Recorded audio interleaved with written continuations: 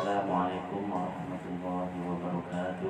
Waalaikumsalam warahmatullahi wabarakatuh. Alhamdulillahi rabbil alamin. Wa bihi nasta'inu ala umuri dunya waddin. Wassalatu wassalamu ala sayyidina Muhammad wa ala alihi wa ashabihi thayyibin at-tahirin. Allahumma la sahla illa ma ja'altahu sahla wa anta ya hayyu ya qayyum taj'alul hazna idza syi'ta sahla. Allahumma akrimna bil ikhlas fil niyyati wal qawli wal amal. Alhamdulillah, para bapak, para ibu, adik sekalian yang kami hormati, kita pada hari ini bisa berkumpul. Ini adalah rahmat Allah Subhanahu wa taala yang patut kita syukuri. Shalawat serta salam semoga tetap tercurahkan kepada baginda Nabi Muhammad sallallahu alaihi wasallam. Baiklah, kita akan meneruskan kajian kita kitab Mukhtasar, kitab Al-Qaulul Jali, kitab yang membahas tentang ilmu-ilmu yang daruri. Ilmu-ilmu yang daruri, ilmu-ilmu yang wajib diketahui oleh setiap orang mukallaf. Bismillahirrahmanirrahim. Kemarin kita menjelaskan tentang makna syahadat yang kedua. Jadi makna syahadat yang kedua diantaranya adalah bahwasanya nabi-nabi Allah Subhanahu wa taala, semuanya nabi, baik nabi sekaligus rasul atau nabi yang bukan rasul, kemarin kita jelaskan bahwasanya mereka disifati dengan sifat as-sidqu, yaitu jujur.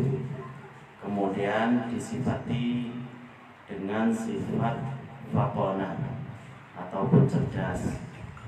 Disifati dengan sifat amanah, yaitu menyampaikan apa yang telah diwahyukan oleh Allah Subhanahu wa taala kepada mereka, tidak akan disembunyikan. Atau bahasa ilmu kita yang lain itu adalah tabligh. Jadi tabligh dengan amanah itu sama. Makanya mungkin di sini nggak disebutkan tabligh karena itu tercakup dalam kata-kata amanah. Jadi di sini kan sifat wajib bagi nabi itu kan ada kalanya jujur, kemudian amanah, dan fatonah, cerdas. Kenapa nggak disebutkan tabligh? Karena ada kan? Nah, karena amanah itu sudah tercakup menyampaikan apa yang diwahyukan Allah kepada mereka.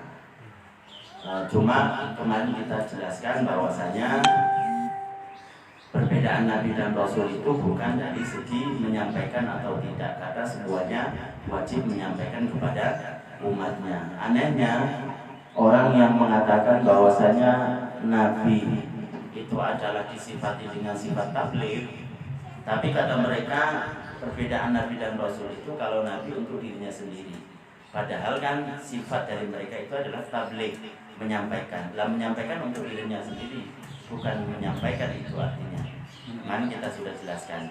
Kemudian juga Nabi dari Nabi Allah Subhanahu wa taala semuanya yang kemarin kita sebutkan jumlahnya ada 124.000 yang Nabi dan yang Rasul 313 kan kemarin. Semuanya sama. Semuanya itu disifati dengan sifat yang kita sebutkan tadi, jujur. Jadi kalau ada hadis-hadis ataupun perkataan-perkataan yang seakan-akan menuduh Nabi ataupun Rasul itu tidak jujur, maka itu sudah pasti kita katakan bohong atau artinya bukan seperti itu. Kemarin kita sudah jelaskan. Kemudian juga nabi-nabi Allah Subhanahu wa taala kemarin juga dijauhkan dari ar-radhalah, yaitu perangai ataupun akhlak orang-orang yang rendah dan hina. Juga dijauhkan para nabi-nabi Allah dari perangai ini.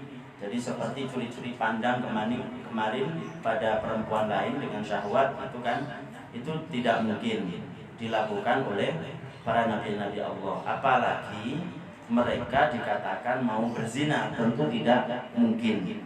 Makanya kemarin kita ingatkan lagi bahwasanya tafsir dalam Al-Quran walaqad hammat bihi wa hamma biha, kalau ditujukan kepada Nabi Yusuf alaihissalam, hamma itu bukan artinya qasada, bukan ingin sengaja untuk berzina, bukan. Tapi sebagian ulama mengartikan itu adalah dafa'ah, ingin mendorong seandainya tidak ada wahyu dari Allah Subhanahu wa taala. Kita sudah jelaskan kemarin kan. Kemudian juga mereka terhindar dari as-safahat, melakukan sesuatu itu tidak ada hikmahnya, tidak ada gunanya, mencaci maki dan lain sebagainya, itu tidak mungkin. Kayak seperti kalau orang Jawa itu kayak jancuk umpamanya, itu kan nggak ada unsur hikmahnya, nggak ada sama sekali. Kemudian babi umpamanya menyebutkan seseorang itu nggak ada hikmahnya. Orang kalau mendengar seperti itu akan jauh kayak ingin menjauhi perkataan seperti itu, tidak pantas.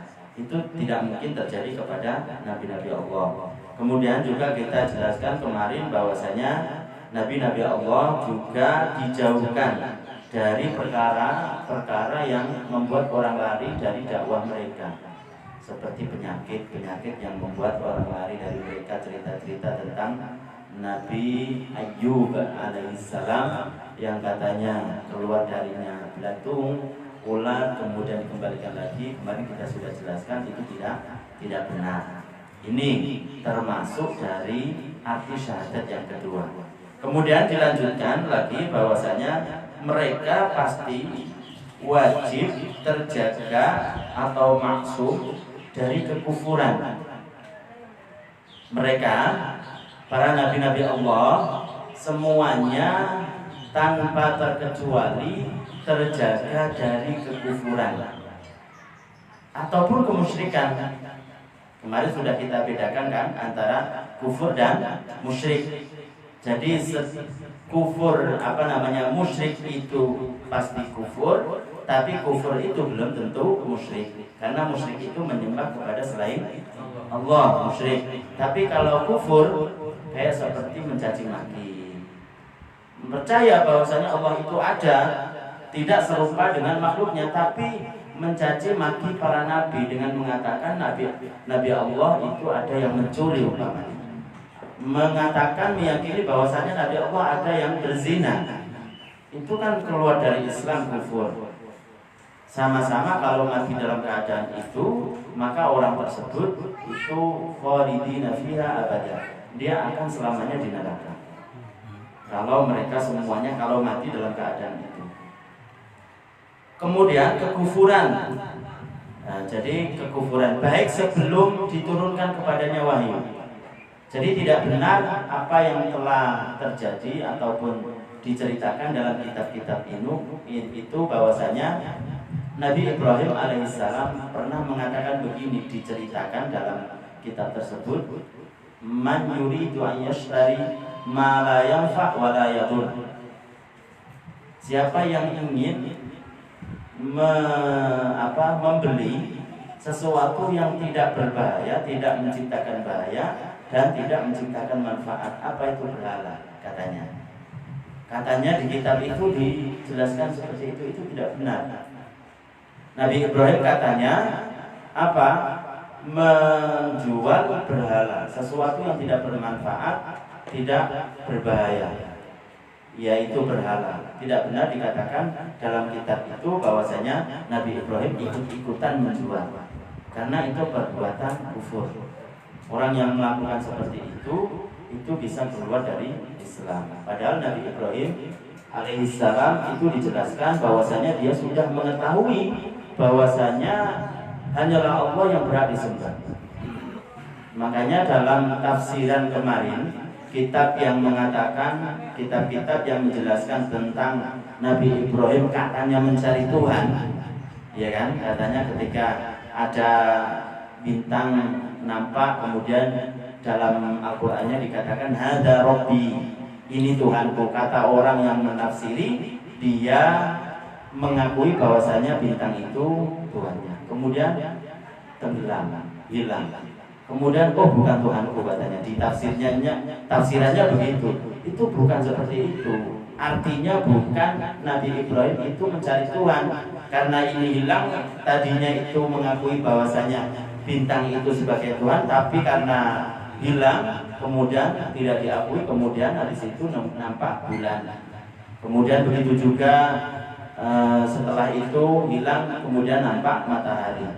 Kemudian dia mengatakan hadza rabbi hadza akbar, ini Tuhan saya, katanya di tafsiran tersebut ini lebih besar. Itu tidak benar. Intinya dalam kitab-kitab yang menyebutkan Nabi Ibrahim itu dalam proses mencari Tuhan, itu tidak benar. Kenapa? Karena semua nabi dari Nabi Allah Subhanahu wa taala itu sudah tahu bahwasanya hanyalah Allah yang berhak disembah. Hanyalah Allah satu-satunya zat yang berhak disembah.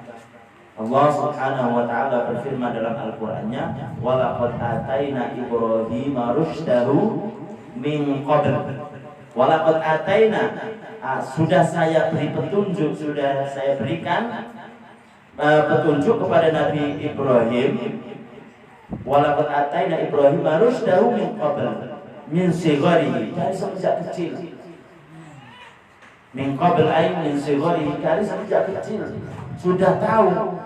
Makanya dulu pernah viral tersebar bahwasanya ada seseorang yang mentafsiri surat Duha. Surat Duha itu kan, wadduha wal laili idza saja ma wadda'aka rabbuka wa ma qala, ya kan? Terus wal akhiratu khairum laka minal ula wa la sawfa yu'tika rabbuka. Dalam ayat apa itu biasanya?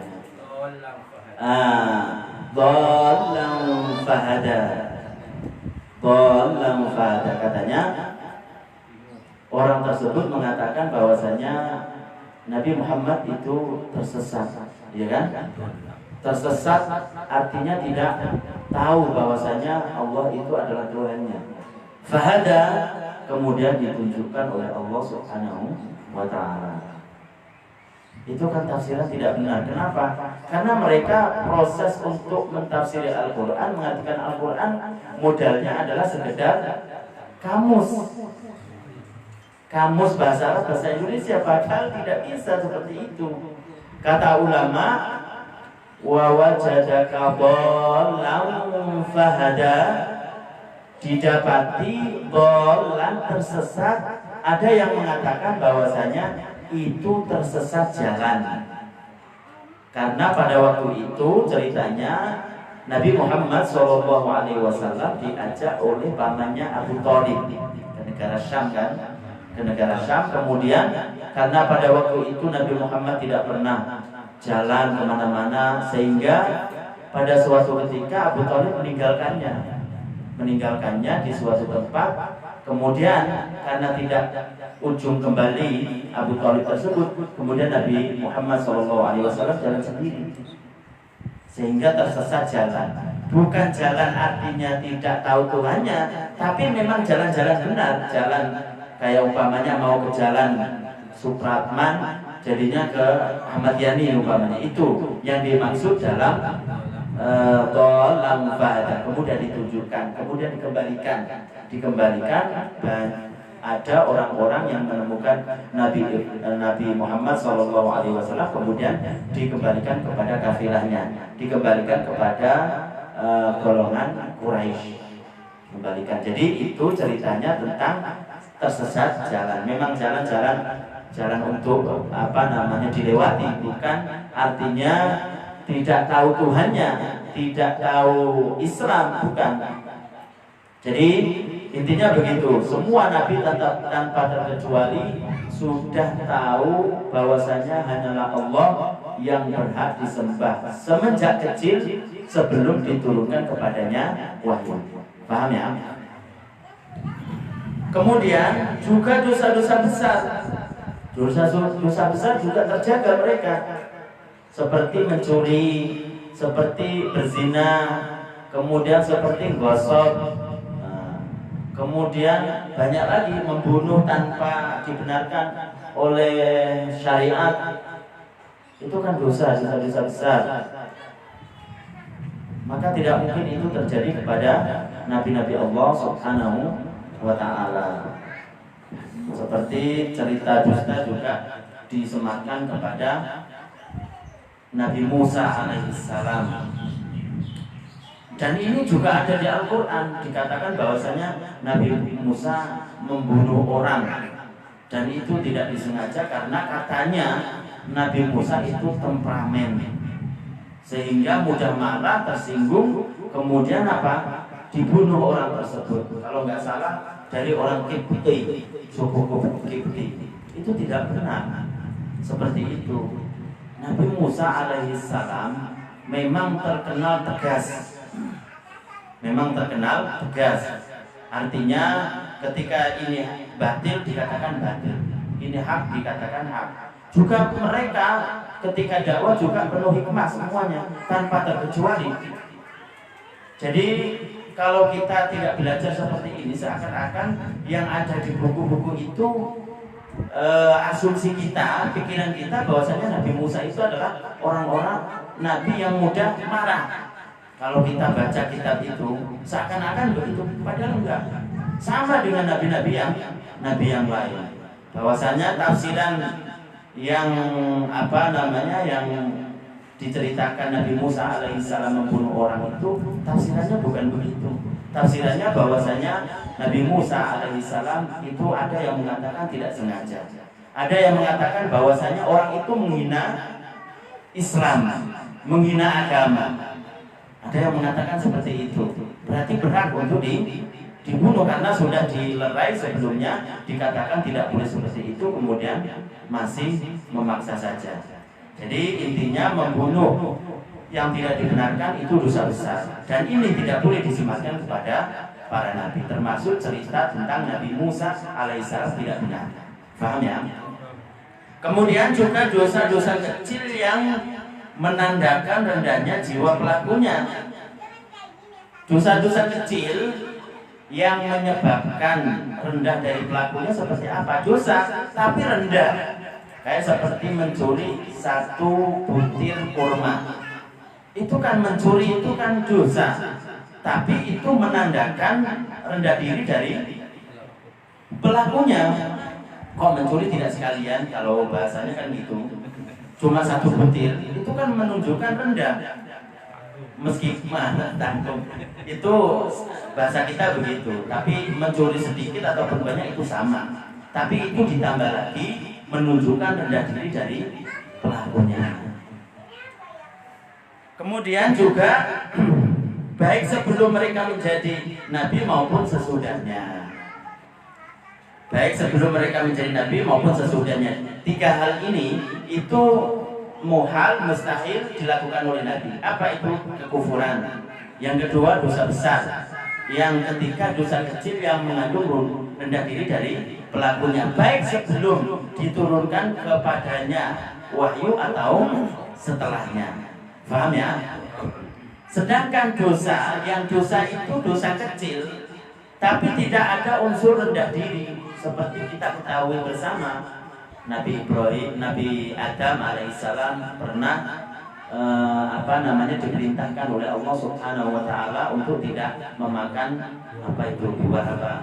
Intinya dia bermaksiat kepada Allah, sehingga dikatakan kepadanya dalam firman Allah, wa aswa Adamu rabbahu faghawa. Itu adalah maksiat.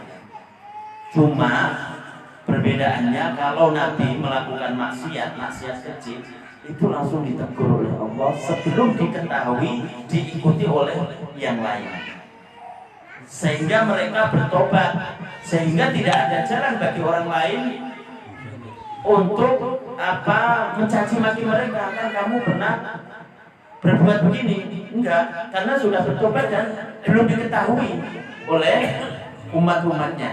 Paham ya? Itu kalau Nabi. Jadi nabi-nabi Allah Subhanahu wa ta'ala pernah berbuat dosa kecil yang tidak mengandung rendah diri dari pelakunya. mereka mungkin jaiz saja melakukan ini adalah berikutnya. Ini sifat-sifat mustahil bagi para nabi sudah kita jelaskan. Ini sekarang sifat jaiz. Seperti halnya Allah Subhanahu wa taala ada sifat wajib, ada sifat mustahil, ada sifat jaiz, begitu juga para nabi. Kalau Allah sifat wajibnya itu kan yang 13 yang wajib kita ketahui. Kemudian sifat mustahil lawannya, ya kan? Sifat jaiznya kalau Allah Subhanahu wa taala itu adalah menjadikan makhluk atau tidak menjadikannya. Itu hak Allah Subhanahu wa taala untuk memberikan pahala kepada seseorang atau tidak. Ketika orang melakukan baik itu hak Allah. Umpamanya ada seseorang itu berbuat baik, dimasukkan oleh neraka oleh Allah, itu hak Allah. Itu sifat jaiz Allah. Tidak boleh dikatakan kepada Allah wajib untuk memasukkan orang baik, tidak boleh. Tidak boleh. Itu sifat jaiz Allah, hak Allah Subhanahu wa taala. Tidak boleh dikatakan mustahil Allah Subhanahu wa taala tidak memberikan pahala kepada orang yang berbuat sholeh. Tidak boleh. Itu sifat jaiz Allah, itu hak Allah Subhanahu wa taala. Menjadikan makhluk ataupun tidak menjadikannya, makhluk banyak. Kalau sifat jaiz dari para nabi-nabi Allah Subhanahu wa taala, mereka mungkin jaiz saja melakukan dosa selain itu, namun mereka diingatkan langsung untuk bertaubat sebelum dosa-dosa tersebut diikuti oleh orang lain. Ini bisa-bisa saja, boleh-boleh saja dilakukan. Begitu juga seperti halnya perbuatan yang lain, seperti makan, minum, beristri. Itu adalah sifat-sifat manusia, sifat-sifat yang boleh, tidak mengandung unsur dosa, tidak mengandung unsur rendah diri. Dari pelakunya itu sah-sah saja itu dilakukan oleh para nabi-nabi Allah Subhanahu wa taala. Dari sini diketahui bahwasanya kenabian itu tidak tidak berlaku bagi saudara-saudara Nabi Yusuf. Nabi Yusuf itu punya saudara berapa? 11. Termasuknya adalah Binyamin. Dan 11 ini, saudara Nabi Yusuf selain Binyamin pernah melakukan dosa besar. Bahkan diceritakan sebagian ulama mengatakan ada yang keluar dari Islam. Kenapa? Karena mengatakan kepada bapaknya itu tersesat. Dalam Al-Qur'annya kan dalam surat Yusuf dikatakan innaka lafi dhalalikal qadim. Ya kan gitu kan. Itu perkataan dari saudara-saudara Nabi Yusuf selain Binyamin. Karena kasih sayangnya kepada Yusuf, Nabi Yakub alaihissalam, bapaknya mereka, bapaknya Nabi Yusuf, bapaknya Binyamin, dan bapaknya saudaranya. Karena mereka Nabi Yakub itu tahu bahwasanya Nabi Yusuf itu masih hidup. Kemudian alamatnya kan diutus diberikan baju untuk untuk tabaruk itu kan. Singkat cerita bahwasanya mereka mengatakan pada Nabi Yakub ngeyel bahwasanya Nabi Yusuf udah nggak ada, udah meninggal begitu. Kata mereka, kata saudara-saudaranya. Kemudian mengatakan saudara-saudara Nabi Yusuf, kamu itu termasuk orang-orang yang bahasa di sini itu orang-orang yang ngeyel, orang-orang bukan lafidolalikal qadim itu tersesat, maksudnya adalah keluar dari Islam, menamakan Nabi Yakub alaihissalam keluar dari Islam, bukan, tapi termasuk orang-orang yang sesat dalam arti bukan keluar dari Islam. Di situ ucapan dari saudara Nabi Yusuf alaihissalam kepada Nabi Yakub. Walaupun seperti itu tidak menamakan bapaknya itu keluar dari Islam, tetap orang yang mengatakan seperti itu keluar dari Islam. Sebagian ulama mengatakan begitu. Lah, karena ini dilakukan oleh saudara Nabi Yusuf alaihissalam selain Binyamin pernah berbuat dosa besar, bahkan diceritakan dalam satu riwayat keluar dari Islam karena menamakan bapaknya Nabi Yakub seperti itu, maka tidak mungkin terjadi kenabian kepada mereka. Paham ya? Tidak mungkin, mustahil, tidak mungkin terjadi kenabian kepada mereka. Lah, kita jelaskan seperti ini bagaimana untuk mengomentari ayat dalam Al-Quran yang sebagian orang mengatakan mentafsiri bahwasanya dalam Al-Quran tersebut yang akan kita jelaskan itu mereka jadi nabi. Mereka yang pernah berbuat dosa besar dan dalam satu riwayat mereka pernah keluar dari Islam, kata mereka itu karena mereka bertobat kemudian mereka jadi nabi. Sebagian mufassir, sebagian orang-orang yang mentafsiri Al-Quran ada yang mengatakan begitu. Nanti kita sebutkan ayatnya. Yang telah melakukan perbuatan-perbuatan keji itu, mereka itu adalah selain Binyamin. Sedangkan al-asbab yang disebutkan dalam Al-Quran ini, yang mendapatkan wahyu diangkat menjadi nabi dari Allah, mereka adalah keturunan saudara Nabi Yusuf, saudara-saudara Nabi Yusuf, keturunan mereka, bukan saudara-saudara Nabi Yusuf tersebut. Jadi dalam firman Allah Subhanahu wa taala surat Al-Baqarah, qulu amanna billahi wa ma unzila ilaina wa ma unzila ila Ibrahim wa Ismail wa Ishaq wa Yaqub wal asbab. Jadi katakan kepada mereka, kita beriman pada perkara yang diwahyukan kepada siapa? Kepada Nabi Ibrahim, Nabi Ishaq, Nabi Ismail dan asbab. Asbab ini berarti kan dalam Al-Quran ini menerima wahyu. Siapa yang menerima wahyu? Nabi. Berarti kan mereka jadi nabi. Ternyata asbab itu bukan mereka. Al-asbab itu bentuk plural jamak dari asibtu. Asibtu itu dalam bahasa Arab bisa artinya anak, berarti anak Nabi Yakub, saudara Nabi Yusuf, atau anaknya anak, cucu. Cucunya siapa? Nabi Yakub alaihissalam. Kata ulama, yang jadi nabi yang dimaksud asibtu dalam ayat tersebut itu bukan mereka, bukan anaknya Nabi Yakub yang pernah berbuat dosa besar. Bahkan sebagian riwayat itu mereka adalah kufur. Tapi siapa? Anaknya mereka, yaitu cucunya Nabi Yakub alaihissalam. Kenapa tidak mungkin jadi nabi dalam siyak ataupun runtutan dari ayat tersebut? Karena mereka pernah berbuat dosa besar. Karena tadi kita sudah jelaskan bahwasanya nabi dari Nabi Allah sebelum diturunkan kepadanya wahyu atau setelahnya itu terjaga dari kekufuran, dosa besar dan dosa kecil yang mengandung rendah diri dari pelakunya. Paham ya? Kan tahu kita tafsirannya kan begitu. Jadi tidak rancu nanti. Loh, katanya pernah berbuat. Kalau orang yang tidak belajar tentang ilmu akidah, maka mereka akan mengatakan, karena modalnya adalah kamus, mengatakan bahwasanya Nabi Yusuf, saudara Nabi Yusuf alaihissalam yang pernah berbuat dosa besar. Berbuat dosa besar itu seperti apa? Melempar Nabi Yusuf ke sumur, ya kan? Itu ada yang jadi nabi, kata mereka. Sebagian mufassir itu begitu. Jadi itu tidak benar. Kita pegang bahwasanya ini sifat dari sifat mustahil bagi para nabi terjadi kekufuran pada mereka. Kemudian dosa besar, dosa kecil yang mengandung rendah diri dari pelakunya. Kalau kita sudah pegang ini, kalau ada kitab yang mengatakan bahwasanya nabi ada yang pernah berbuat kufur itu kan banyak. Tidak harus dia mengucapkan saya kufur, bukan.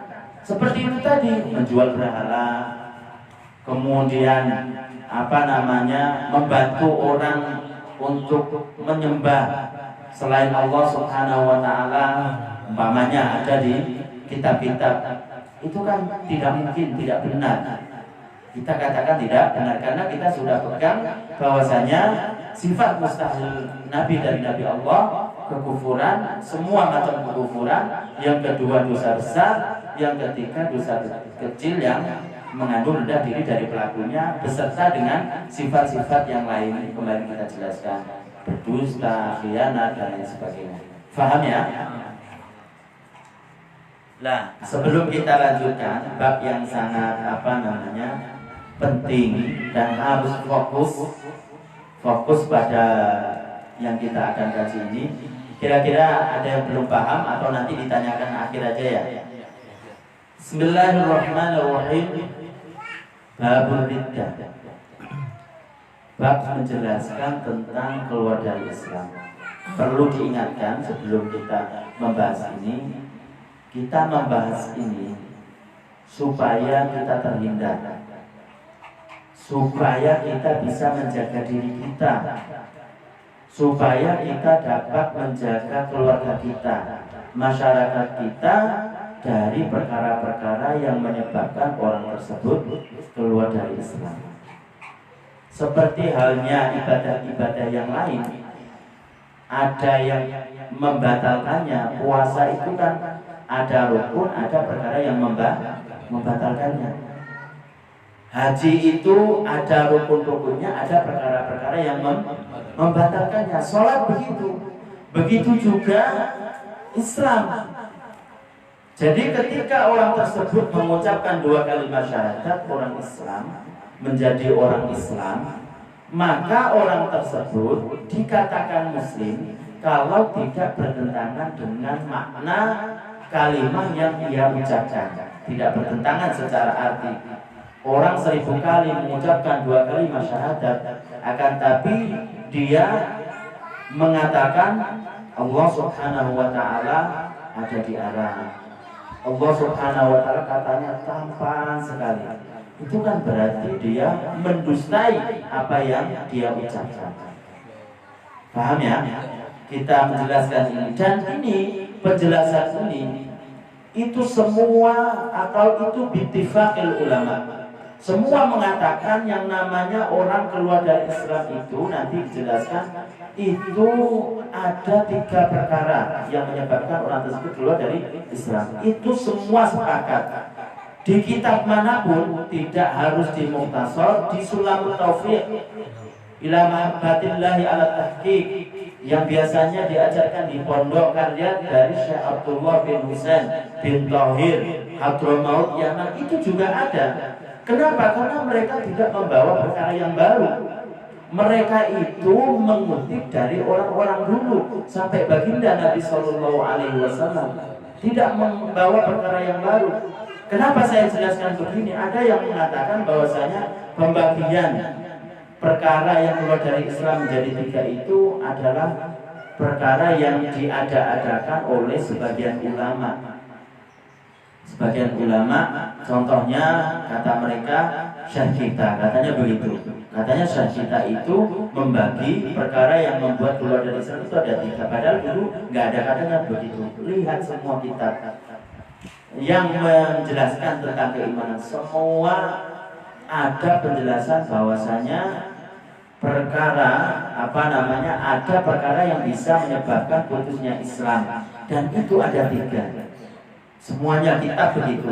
Rawdatul Thalibin ada. Pernah mungkin di pondok. Kemudian Fathul Wahab juga ada. Riyadhus Shalihin, ilmu hadis. Tapi seingat saya nggak disebutkan secara terperinci di situ. Semuanya ada. Makanya kita mengetahui ini supaya kita bisa menjaga diri.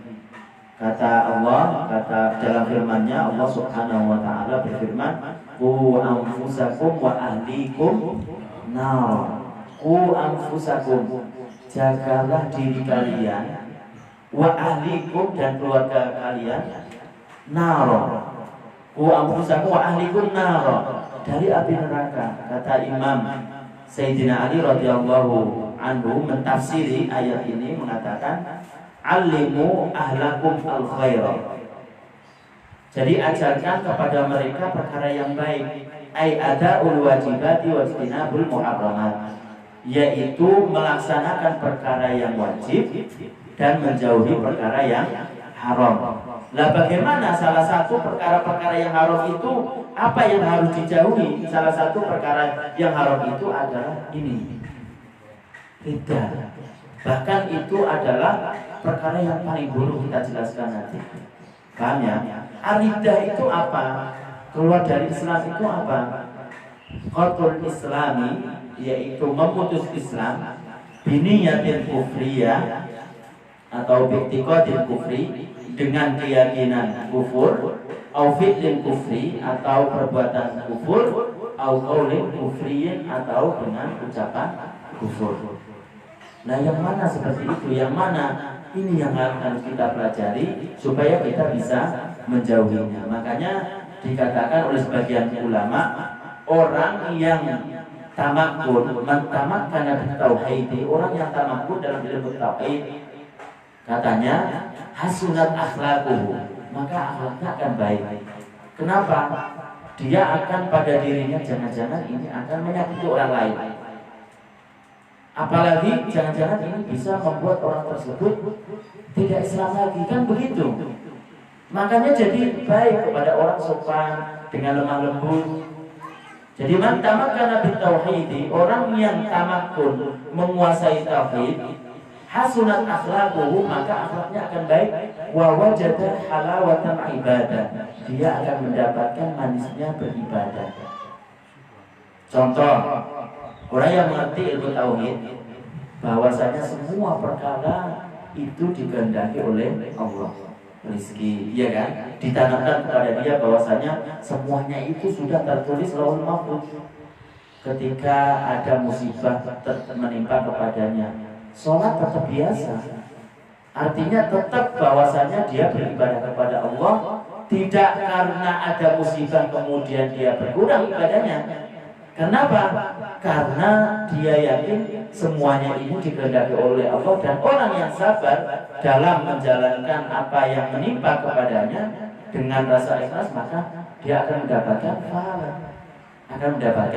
pahala. Kan menjadi tenang, merasakan ibadah itu nikmat. Makanya kita harus belajar ilmu tauhid yang sedalam-dalamnya.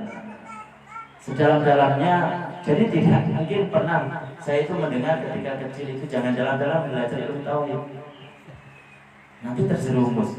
Bahkan sebaliknya, kalau tidak dalam belajar ilmu tauhid itu terjerumus. Iya. Lah maksudnya dalam-dalam itu bagaimana?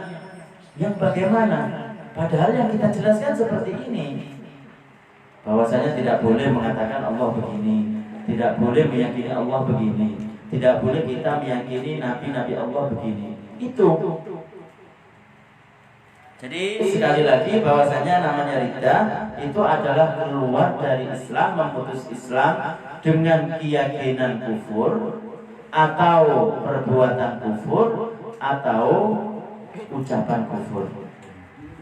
Dan itu ada di Raudhatul Thalibin, ada kitab Syekh Imam An-Nawawi. Di sini dijelaskan wajib bagi setiap muslim memelihara keislamannya dan menjaganya dari hal-hal yang merusak, membatalkan dan memutuskannya, yaitu ridha. Kita memohon kepada Allah agar menjaga kita darinya. Jadi kita memohon kepada Allah supaya kita itu dijauhkan dari perbuatan ridha. Kita kan nggak tahu apakah mati dalam keadaan muslim atau tidak.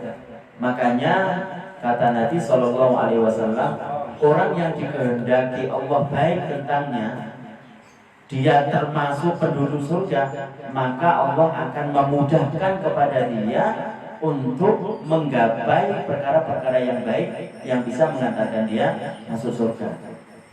Makanya dalam hadisnya kan orang yang dikehendaki Allah baik kepadanya berarti dikehendaki orang tersebut masuk surga. Maka apa? Yufaqihu fiddin. Maka Allah Subhanahu wa taala akan memberikan kefahaman kepada dia untuk bisa mengerti ilmu agama. Makanya kita kan dulu diajari Allahumma rzuqna husnul khitam. Semoga kita termasuk orang-orang yang husnul khitam, mati dalam keadaan husnul khotimah. Kenapa? Karena orang yang beruntung itu mati dalam keadaan iman. Meskipun sebelumnya itu orangnya itu adalah orang-orang yang berbuat buruk, kafir umpamanya. Tapi mati dalam keadaan iman, dia adalah orang yang beruntung. Sebaliknya, orang yang celaka itu adalah orang yang mati dalam keadaan bukan muslim. Meskipun sebelumnya dia muslim.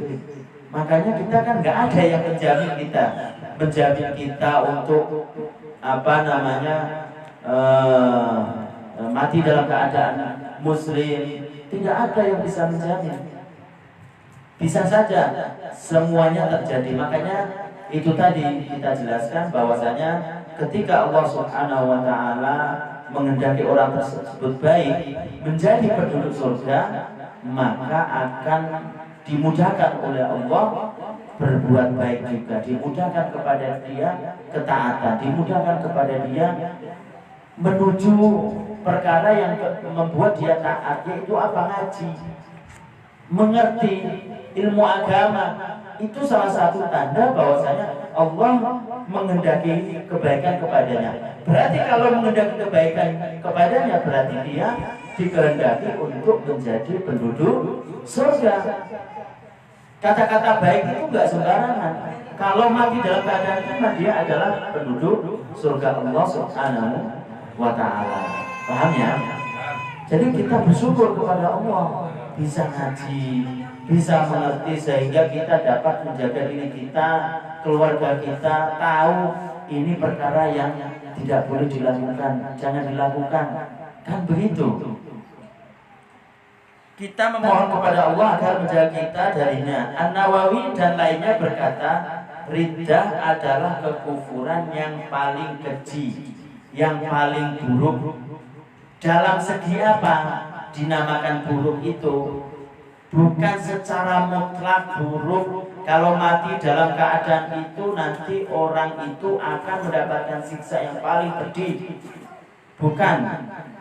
Jadi kekufuran itu kan banyak.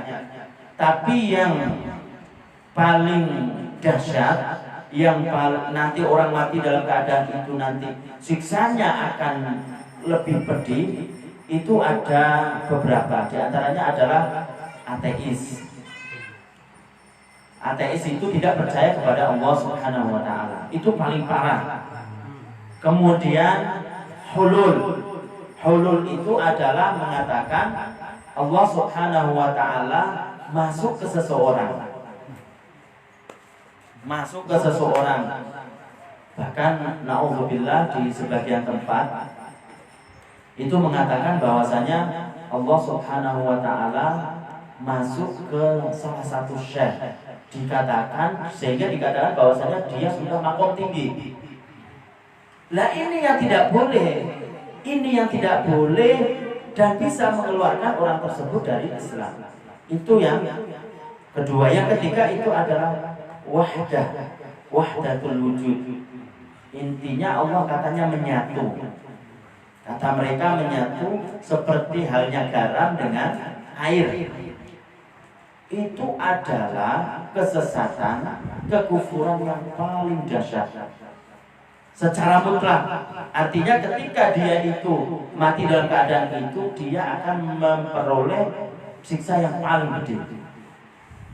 Orang ridha, orang yang keluar dari Islam, itu juga dinamakan dia itu keluar dari Islam itu apa? Kekufuran yang parah ataupun dahsyat. Tapi dalam segi tinjauan apa? Kalau tadi kan mutlak, sehingga kalau mati dalam keadaan itu dia akan mendapatkan siksa yang paling parah. Kalau ini tinjauannya karena apa? Karena semua amalnya kalau dia meninggal dalam keadaan itu akan hapus, akan hilang. Semua amal kebaikannya akan hilang, tinggal amal kejelekan. Allah Subhanahu wa taala berfirman, "Wa may yakfur bil imani faqad habita amaluhu." Orang yang tadinya iman kemudian keluar dari Islam, yaitu riddah, maka semua amalnya akan terhapus. Itu yang pertama, dari tinjau dari segi itu. Yang kedua, dia telah berpindah dari perkara yang hak, yaitu Islam, menuju perkara yang batil, perkara yang tidak diridhoi oleh Allah Subhanahu wa taala, yaitu kekufuran. Karena tinjauan seperti ini, maka lidah itu katanya yang paling keji, yang paling buruk. Karena amal semuanya itu akan hilang selama dia Islam. Berapa tahun dia beramal, semuanya akan hilang. Seandainya dia kembali lagi kepada Islam karena mengerti umpamanya seperti ini, maka amal yang ia kumpulkan dari sejak kecil itu tidak akan kembali. Tidak akan kembali, mulai dari nol. Tapi beruntung dia kalau dia bertobat, mati dalam keadaan iman, bertobat, maka apa? Maka dia langsung masuk surga. Beruntung dia kalau dia itu mati dalam keadaan bertobat kepada Allah. Karena man mata kaman ladan banaru. Jadi man taba, intinya orang yang bertobat kepada Allah itu seperti halnya orang tersebut tidak punya dosa. Artinya orang tersebut nanti masuk surga, langsung masuk surga Allah Subhanahu wa taala. Nah, jalan untuk supaya orang tersebut itu bertaubat, mengerti seperti itu apa? Tentu dengan ilmu. Tidak akan bisa dicerna dengan sendiri tanpa adanya ilmu, tanpa adanya disampaikan oleh para guru-gurunya. Paham ya? Jadi begitu. Kenapa yang paling keji? Kenapa paling keji? Karena ada dua tinjauan. Yang pertama, karena semua amal kebaikannya itu akan terhapus, yang tinggal adalah kejelekannya. Dan seandainya kembali, kebaikannya tidak akan kembali. Seandainya kembali kepada Islam. Yang kedua, karena dia berpindah dari perkara yang hak menuju perkara yang batil. Pada masa ini telah banyak sikap ceroboh, sembrono dalam berbicara. Masa ini, masa siapa? Masa Syekh Abdullah bin Husain bin Thahir. Syekh Abdullah bin Husain bin Thahir itu kurang lebih dilahirkan 1172 atau 71. Sekarang kita 1440, 43 apa 44? 42. Kurang lebih 300 tahun yang lalu. Mengatakan katanya pada masa ini telah banyak sikap ceroboh, sembrono dalam berbicara. Apalagi sekarang. Itu dulu sudah banyak, sudah dikemukakan oleh orang-orang dulu 300 tahun yang lalu. Ceroboh dalam berbicara hingga sebagian orang mengucapkan kata-kata kufur yang mengeluarkan mereka dari agama Islam. Namun mereka tidak menganggap perkataan kufur tersebut sebagai perbuatan dosa, apalagi menganggapnya sebagai kekufuran. Apa yang ia ucapkan itu keluar karena tidak ada ilmu. Dia tidak menganggap bahwasanya itu dosa. Sah-sah saja kata dia. Menganggapnya begitu, apalagi dianggap itu adalah kekufuran. Itu dulu 300 tahun yang lalu mengatakan seperti itu. Apalagi sekarang. Ini adalah bukti kebenaran sabda Rasulullah SAW. Katanya Nabi SAW bersabda, innal abda la yatakallamu bil kalimah, la yatakallamu bil kalimati la yara biha ba'san yahwi biha fin nari sab'ina kharifah. Katanya, sungguh seseorang hamba jika mengucapkan perkataan yang merupakan kekufuran yang tidak dianggapnya berbahaya, katanya, padahal sebab perkataan itulah ia terjerumus ke dasar neraka yang jarak tempuhnya 70 tahun yang tidak dihuni kecuali oleh orang-orang kafir. Jadi nanti kita jelaskan sabda Nabi Shallallahu Alaihi Wasallam. Nabi Shallallahu Alaihi Wasallam itu bersabda, innal abda la yatakallamu bil kalimah. Sesungguhnya ada seseorang yang seseorang itu berkata dengan perkataan. Perkataan ini dalam kurung perkataan yang keluar dari Islam. Apa di situ? La yara biha ba'san. Dia tidak menganggap bahwasanya itu adalah dosa. Apalagi menganggap itu adalah kekufuran. Tapi dengan dia mengatakan begitu, walaupun dia tidak menganggap itu adalah dosa, apalagi kekufuran, apa katanya? Yahwi biha. Dia akan turun dengan sebab kalimat tersebut, dengan sebab perkataan tersebut, finnari, dalam neraka, katanya sab'ina kharifan, yang untuk jatuh ke dalam dasarnya butuh 70 tahun perjalanan. Makanya kata ulama, apa dalil tentang bahwasanya tidak disyaratkan orang yang mengucapkan perkataan yang menyebabkan orang tersebut keluar dari Islam, tidak disyaratkan harus tahu hukumnya. Ini dari sini bahwasanya orang tersebut sekedar mengucapkan kata-kata. Yang penting kata-kata itu kekufuran. Sorry itu apa? Sorry itu jelas dalam bahasa Arab itu tidak ada makna lain kecuali itu, yaitu kekufuran. Kecuali itu namanya sorry. Dalam bahasa Arab, bukan ukurannya adalah di sini, tapi dalam bahasa Arab ketika mengucapkan kata-kata Arab, maka apa?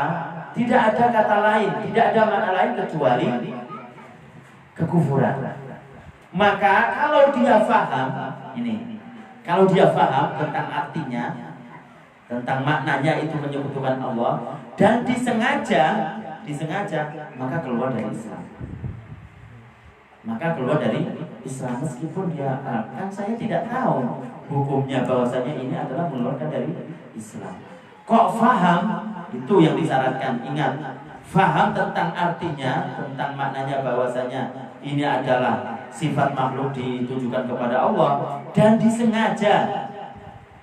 Dan kata-katanya itu sorry itu apa? Tidak ada makna lain kecuali itu menyekutukan Allah dengan makhluknya. Maka orang tersebut keluar dari Islam. Artinya tidak semua perkataan yang seakan-akan itu menyekutukan Allah Subhanahu wa ta'ala langsung dihukum Islam, tidak juga. Paham gak? Tidak juga seperti itu. Makanya orang untuk mengatakan keluar dari Islam ada dawabit, ada cara-caranya, ada ilmunya. Untuk mengatakan bukan, dia adalah Islam, dia bukan Islam, dia Islam, itu pun ada cara-caranya, ada ilmunya. Dia Islam, bukan Islam, juga ada ilmunya. Paham ya? Jadi sekali lagi dengan hadis ini dikatakan bahwasanya orang tersebut itu ketika mengucapkan kata-kata, yang kata-kata itu sorry. Karena dalam bahasa Arab itu ada sorry, ada zahir. Ada sorry, zahir. Kalau sorry itu begitu, yaitu dalam bahasa Arab itu memang artinya itu. Makanya kalau ketika di bahasa Indonesia kan repotnya apa? Repotnya nggak ada rujukannya. Kalau bahasa Arab kan ada orang-orang yang alim ngerti. Ini perkataan ini adalah perkataan yang keluar dari Islam. Tidak ada makna lain kecuali menyekutukan Allah. Kemudian apa? Kalau dia paham bahwasanya itu menyekutukan Allah, dia paham, itu adalah sifat makhluknya ditujukan kepada Allah dan disengaja, maka keluar dari Islam. Paham? Yakni kita jelas, nanti ada penjelasannya lebih perinci. Yakni jarak tempuhnya dari atas ke bawah adalah 70 tahun dan itulah dasar neraka jahanam.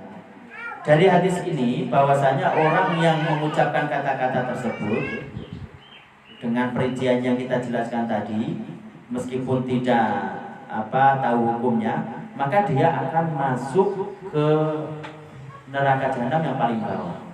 Berarti apa? Dihukum keluar dari Islam. Kenapa? Karena tidak ada seorang mukmin pun, meskipun dosanya besar, seorang mukmin masih dikatakan mukmin, disiksa sampai ke dasar neraka jahanam. Seorang mukmin berzina, tidak sholat, tapi masih mengatakan meyakini bahwasanya berzina itu dosa, masih mengatakan meyakini orang tidak sholat itu adalah dosa, tidak puasa Ramadan, tapi masih meyakini mengatakan bahwasanya puasa Ramadan itu adalah wajib, orang yang meninggalkannya adalah dosa, masih meyakini seperti itu kan dosa besar. Bahkan diceritakan kemarin orang yang meninggalkan sholat sengaja, kata Nabi Shallallahu Alaihi Wasallam, bainal abdi wa tarikis sholat ar-ridda al-kufur. Jadi di antara orang yang meninggalkan sholat sengaja tidak ada uzur dan seorang hamba itu adalah riddah, keluar dari Islam. Artinya orang yang meninggalkan sholat dengan sengaja terus menerus meskipun meyakini tentang kewajiban sholat, dikhawatirkan dari dia keluar dari Islam, dikhawatirkan dari dia riddah. Itu. Jadi dari sini kita jelaskan kepahamannya bahwasanya meskipun orang muslim itu dosanya besar, itu tadi yang kita jelaskan, mati dalam keadaan beriman itu bagaimana? Muslim itu bagaimana? Yang kita jelaskan tadi, menjauhkan Allah dari menyerupakan makhluknya, menetapkan Allah satu-satunya zat yang berhak disembah. Apa yang disampaikan oleh Nabi semuanya benar dan diterapkan pada diri kita. Mati dalam keadaan itu tidak sempat berpuasa, tidak sempat puasa Ramadan, maka kalau dia sengaja untuk tidak ada uzur, tidak sholat, tidak ada uzur yang bisa diterima oleh syara, begitu juga tidak puasa, sengaja masih meyakini tentang kewajibannya, maka dia berdosa besar. Orang itu mukmin tapi dosa besar. Seandainya dia meninggal dalam keadaan itu termasuk orang beruntung namanya. Kenapa? Karena masih dalam keadaan beriman. Meskipun nanti kalau tidak diampuni oleh Allah, dia akan masuk neraka. Tapi karena dia masih beriman, kemungkinan masih diampuni oleh Allah Subhanahu wa Ta'ala. Artinya ketika dia masuk neraka pun, karena tidak diampuni, tidak akan sampai ke bawah, tidak akan sampai ke dasar. Dasar ini khusus bagi orang-orang yang bukan muslim. Paham ya? Dari hadis ini 70 tahun, dan itulah dasar neraka jahanam, tempat yang khusus bagi orang-orang yang bukan muslim, yaitu kafir. Hadis ini diriwayatkan oleh Imam Al-Tirmidzi. Jadi ada riwayat lain juga disebutkan di situ dalam kitab Al-Qaul Jali yang searti bahwasanya orang yang mengatakan seperti itu walaupun tidak tahu hukumnya itu akan masuk neraka yang paling bawah. Artinya dia akan keluar dari Islam. Ada hadis lain searti dengan hadis yang kita sebutkan tadi. Masih banyak. Berarti kan ini yang disampaikan oleh Nabi. Berarti kita kan harus percaya, harus yakin.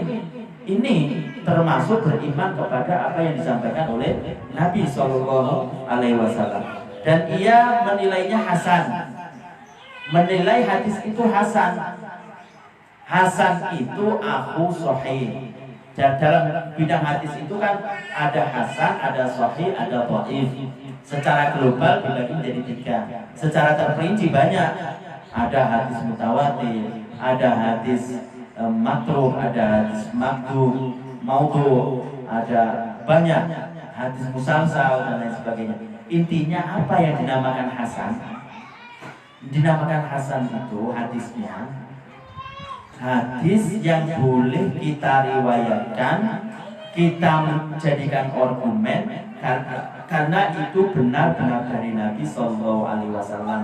Karena yang merawikan itu semuanya pertama orang terpercaya, orangnya tidak pernah dusta, terpercaya, orangnya cerdas, orangnya itu cerdas. Itu kriteria salah satu dari kriteria. Kemudian nyambung kepada Nabi. Kalau tidak nyambung, umpamanya ada orang mengatakan, saya mengatakan begini kan dari Syekh Abdullah Al-Harari umpamanya. Berarti dia tidak nyambung. Kenapa? Karena generasi dia dengan generasi Syekh Abdullah berbeda. Berarti itu tidak nyambung itu. Berarti ada orang lain yang menceritakan dari dia sampai ke Syekh. Begitu juga tentang hadis. Kalau ada orang yang mengatakan ini dari Nabi Shallallahu Alaihi Wasallam langsung menyebutkan seperti itu, maka kalau dia menyembunyikan beberapa riwayat rawi-rawi, itu berarti orang tersebut itu dikatakan tidak sambung sanadnya. Berarti tidak dikatakan hasan, tidak boleh dijadikan argumen, tidak boleh dijadikan argumen. Nah, kalau dinamakan hasan itu berarti sudah bisa dijadikan argumen. Kenapa? Karena orang-orang yang meriwayatkan itu semuanya memenuhi persyaratan. Jadi tidak sembarangan. Siapa orang yang mengatakan hadis ini hasan, hadis ini dhaif, hadis ini adalah sahih? Siapa? Apakah bapak saya seorang petani? Tidak. Apakah seorang pedagang yang bisa mengatakan, oh hadis ini hasan? Enggak. Siapa? Seorang hafid.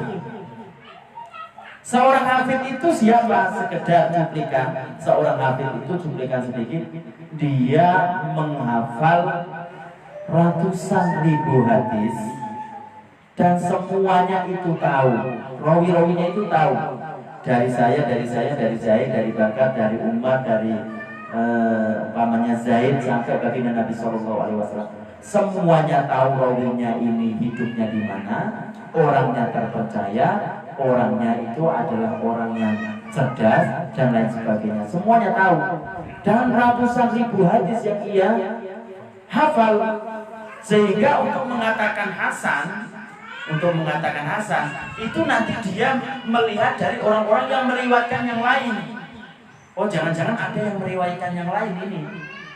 Kalau ada yang meriwayatkan yang lain, umpamanya meriwayatkan yang lain dan jalurnya itu terputus, umpamanya jalurnya itu tidak sampai kepada Nabi Shallallahu Alaihi Wasallam, dan hadis tersebut itu tidak searti dengan hadis yang dikemukakan dia. Oh, berarti yang terputus ini tidak diterima. Yang terputus ini tidak diterima. Intinya untuk mengatakan bahwasanya hadis ini hasan, hadis ini sahih, itu bukan seorang pedagang, seorang kepala desa yang tidak tahu tentang masalah ilmu hadis, bukan seorang petani yang dia itu tidak belajar ilmu agama, bukan. Akan tapi orang yang tahu seluk-beluk tentang hadis. Kalau kita bagaimana? Apakah boleh mengatakan ini hadis hasan atau hadis sahih? Boleh, cuma ada dua cara. Bagaimana kita mengatakan hadis hasan itu ataupun hadis sahih dikatakan sahih? Itu ada dua cara. Pertama, ada kalanya kita mengambil bahwasanya hadis ini terdapat pada kitab, dan kitab tersebut muallifnya, orang yang mengarangnya, dia mengatakan saya mengumpulkan dalam kitab ini hanya hadis-hadis yang sahih. Pertama itu, paham ya? Yang pertama adalah dari kitab, yang kitab itu karya seseorang hafid. Dia mengatakan bahwasanya kitab ini hanya diperuntukkan untuk hadis yang sahih. maka kita mengatakan oh kitab ini hadis ini sahih. Kenapa? Karena ini dalam kitab ini. Karena orangnya mengatakan bahwasanya dia tidak akan mengumpulkan hadis kecuali yang sahih dan orangnya itu adalah hafiz. Itu pertama. Seperti apa? Sahih Muslim. Seperti Sahih Muslim, Sahih Bukhari. Kita katakan ini sahih apa enggak sahih karena ada di Muslim.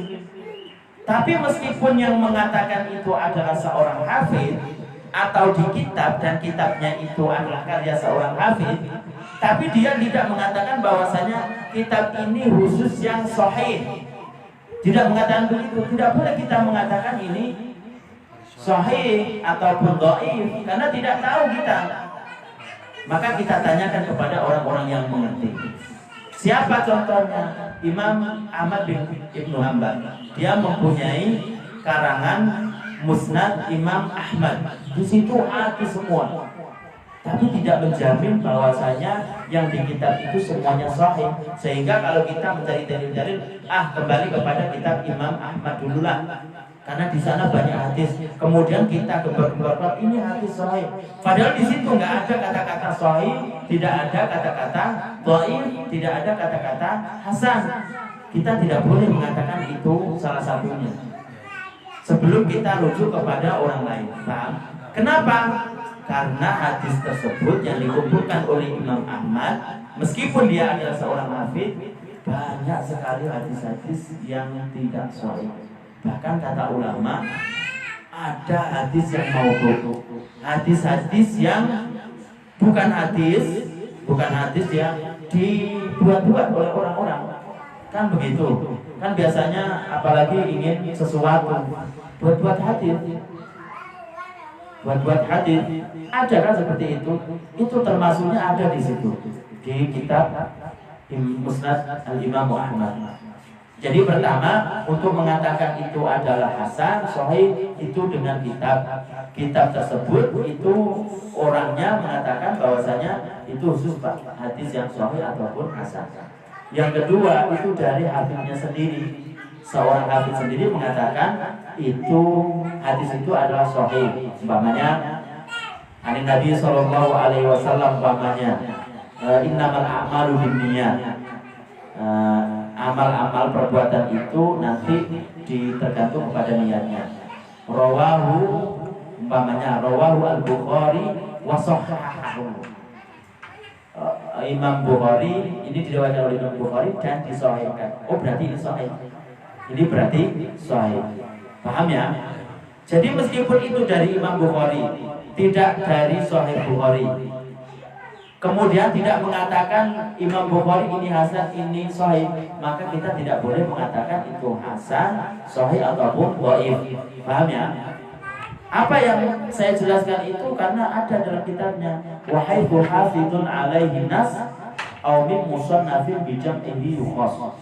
Itu dalam kitab Alfiyah Suyuti, kitab dalam hadis, bahwasanya kita boleh mengatakan itu sahih, hasan karena seorang hafiz mengatakan itu hasan, sahih. Kemudian yang kedua dari kitab itu memang terperuntukkan pengarangnya mengatakan itu adalah sahih ataupun hasan. Paham ya? Nah, kitab ini dikatakan hasan, berarti orangnya hafiz. Berarti orangnya itu adalah hafid. Berarti kita percaya itu dari Nabi Shallallahu Alaihi Wasallam. Karena semua perawinya memenuhi persyaratan untuk dijadikan bahwasanya ini adalah hadis hasan. Semana dengan hadis ini, hadis yang diriwayatkan oleh Al-Imam Al-Bukhari dan Muslim. Hadis ini adalah dalil bahwa ketika seseorang telah terjatuh ke kekufuran, tidak disyaratkan untuk dihukumi kafir, keluar dari Islam, ia mengetahui hukumnya.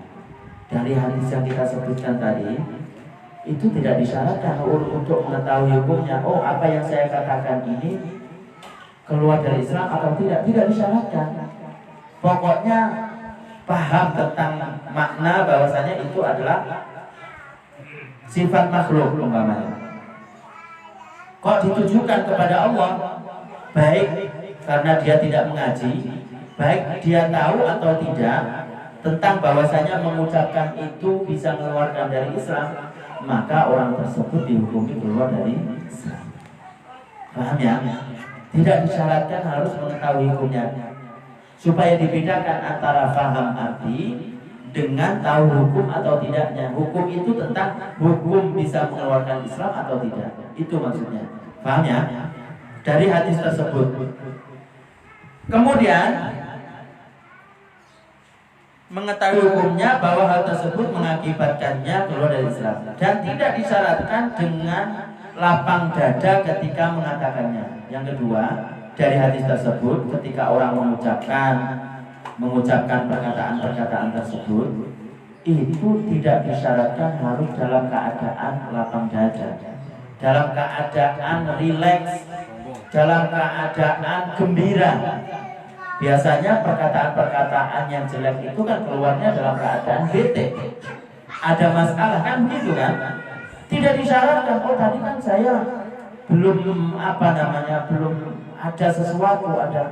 Intinya dia paham tentang artinya itu menyebutkan Allah yang jadi sengaja, maka dia keluar dari Islam. Paham ya? Kemudian juga tidak disyaratkan meyakini makna lafadznya yang diucapkan. Tidak harus diyakini, sekedar mengucapkannya saja. Saya kan nggak meyakini, seperti umpamanya mengatakan Allah Ta'ala punya anak. Seperti orang mengatakan begitu. Allah Ta'ala punya kawan, teman yang yang dibuat untuk membantunya. Dia tidak meyakini, masih meyakini bahwasanya Allah Subhanahu wa Ta'ala Maha Kuasa, Allah Ta'ala tidak serupa dengannya. Sekedar mengucapkannya saja, yang penting paham itu, maka orang tersebut keluar dari Islam. Bisa dipaham nggak? Bisa dipaham, karena ini penting. Bisa dipaham ya? Iya. Dari hadis tersebut. Jadi kita menjelaskan ini bukan datang dari kita, bukan membawa baru, tapi ini dari hadis, dari ulama, yang ulama memaham dari hadis Nabi Shallallahu Alaihi Wasallam. Katanya diucapkannya seperti yang dikatakan Sayyid Sabiq dalam kitab Sunnah. Nah, ini ada kan orang yang mengatakan begitu, orang yang mengatakan ketika orang tersebut itu mengatakan umpamanya dia keluar dari Islam, saya keluar dari Islam. Kemudian kata Sayyid Sabiq itu mengatakan, gimana dia itu ketika mengucapkannya itu dalam hatinya dia ingin keluar dari Islam atau tidak? Sayyid Sabiq mengatakan begitu dalam kitabnya. Saya ulangi lagi, dalam kitabnya itu Sayyid Sabiq mengatakan dalam kitab Sunnah, ketika ada orang keluar dari Islam mengatakan saya keluar dari Islam, maka kata Sayyid Sabiq, jangan dihukumi keluar dari Islam. Kenapa? Kita tanya dulu dia tadi itu rela nggak niat untuk keluar dari Islam apa enggak, sekedar dia mengucapkan. Padahal ucapan itu mengerti bahwasanya itu keluar dari Islam, disengaja paham seperti itu. Kata dia, Sayyid Sabiq tidak keluar dari Islam. Apa dalilnya? Kata Sayyid Sabiq, dalam Al-Quran dijelaskan, man kafara billahi min ba'di imanihi, man kafara billahi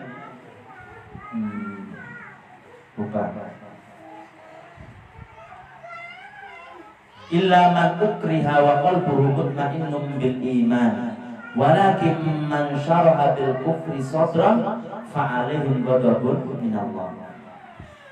Man kafara billahi, saya lupa itu yang pertama. Intinya illa man ukriha wa qalbuhu mutma'innun bil iman, walakin man syaraha bil kufri sadran fa alaihim ghadabun minallah. Kata dia, orang yang mengucapkan kata-kata ini, dia keluar dari Islam, dia mengucapkan saya keluar dari Islam. Kata dia, itu tidak keluar dari Islam. Kenapa? Karena ayat ini mengatakan bahwasanya kalau dia itu dalam keadaan dalam keadaan dia itu tidak rela hatinya,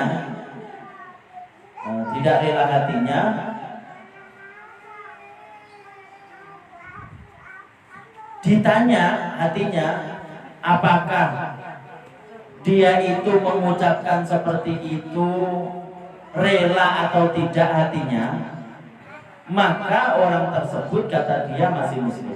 Saya ulangi lagi, kata dia, kalau ada orang mengatakan bahwasanya saya keluar dari Islam, maka orang tersebut belum tentu dihukumi keluar dari Islam. Ditanya dulu apakah rela atau tidak. Kata dia begitu, rela dengan apa yang diucapkan atau tidak hatinya. Kalau tidak rela, maka tidak. Kita katakan penjelasannya, kata ulama, ayat tersebut itu tentang masalah orang yang dipaksa. Ayat tersebut itu menjelaskan tentang orang yang dipaksa.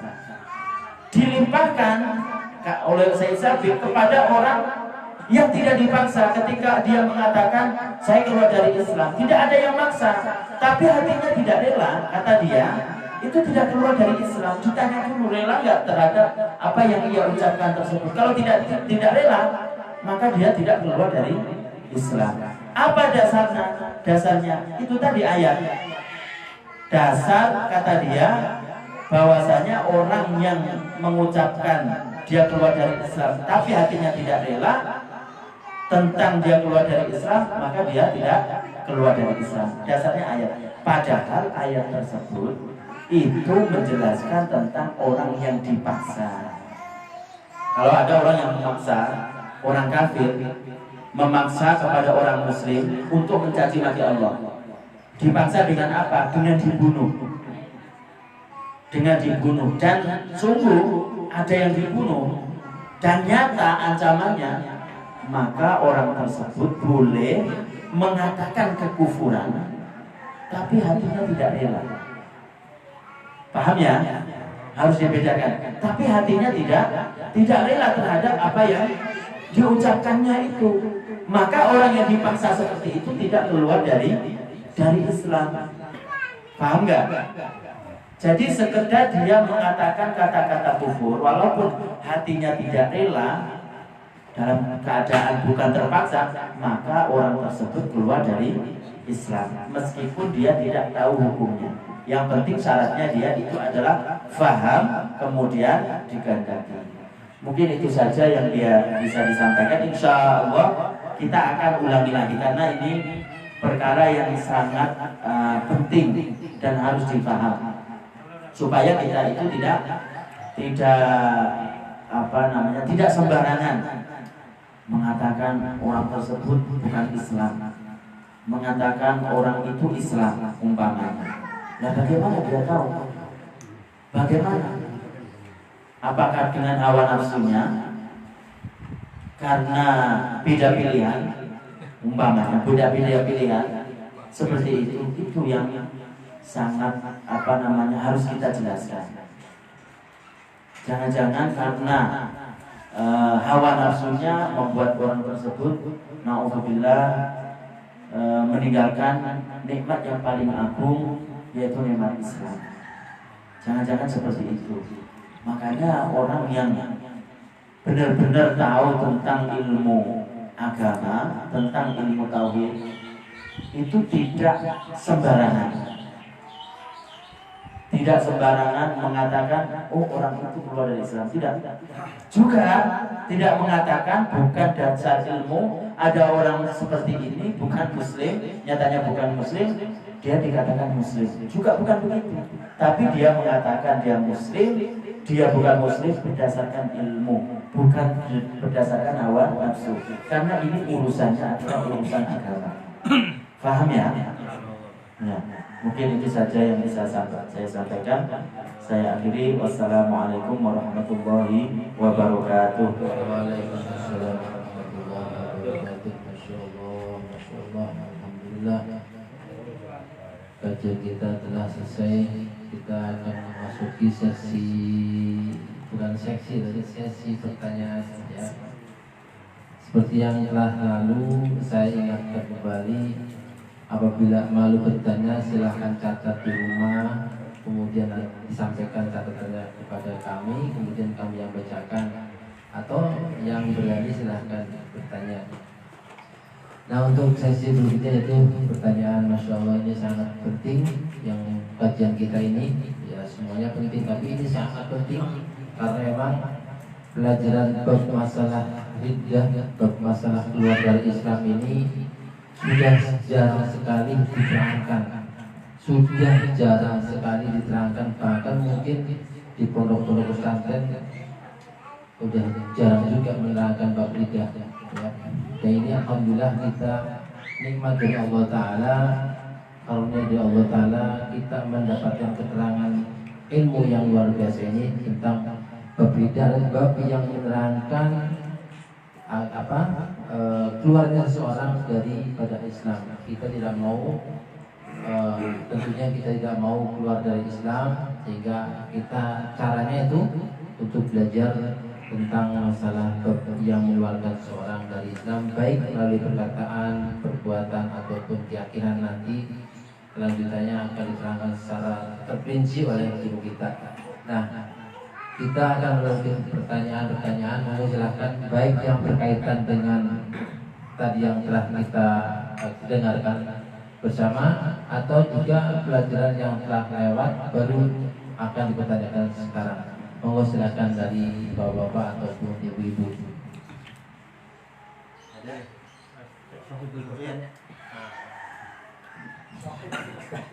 Assalamualaikum kesempatan bertanya. Waalaikumsalam. Kalau saya spontan mengeluarkan kata-kata yang kotor, biasanya saya kan lagi bawa mobil itu ya, tiba-tiba ada orang motor yang keluar kata-kata spontan mendadak. Secara saya biasanya kayak gitu, itu termasuk kekufuran enggak? Nah, enggak. Pertama, tidak semua perkara-perkara kotor itu keluar dari Islam. Yang pertanyaan kedua, kalau spontan tidak disengaja, enggak. Kalau spontan tidak disengaja, maka tidak keluar dari Islam, kan enggak sengaja kan? Iya. Enggak sengaja. Ngesat tulisan atau apa, tidak sengaja intinya. Oh ya, itu kan keluar-keluar yang kaget gitu ya. Itu tidak disengaja, enggak. Tidak. Semuanya yang tidak disengaja itu Enggak. Semuanya yang tidak sengaja itu tidak dapat hukum. Nah, satu lagi yang tadi kan masalah sholat ya, membatalkan sholat yang itu kan saya kalau sariawan juga kan kadang-kadang udah itu mengocor ya di dalam mulut. Apa itu? Ludah. Ludah. Liur. Kan kalau lagi sholat, kalau lagi sariawan nih, nah kadang-kadang tuh udah liurnya kan keluar, cuma kan Tidak sampai keluar dari di mulut aja kan. Kalau yang nggak sariawan kan biasa nggak ngeluarin liur kan. Kalau misalnya lagi sariawan kan sering tuh, nah liurnya tuh keluar. Aku bilang tadi liur itu saat mulut, maksudnya saat tahan di mulut. Kalau misalnya ditelan itu membatalkan sholat atau enggak, atau mungkin kalau dikeluarkan kan nggak mungkin ya. Nah itu lah kotor. Terus kalau dilepehin misalnya di baju kan kotor. Nah, kalau ditelan atau kalau ditelan kan kayaknya nggak ini ya, itu biji gitu ya. Itu sholatnya batal atau tidak? Pertama, hukum puasa dengan hukum sholat itu hampir sama. Salah satu perkara yang membatalkan puasa itu adalah makan dan minum. Bukan membatalkan sholat. Iya, nanti menujunya ke sana. Makan dan minum. Cuma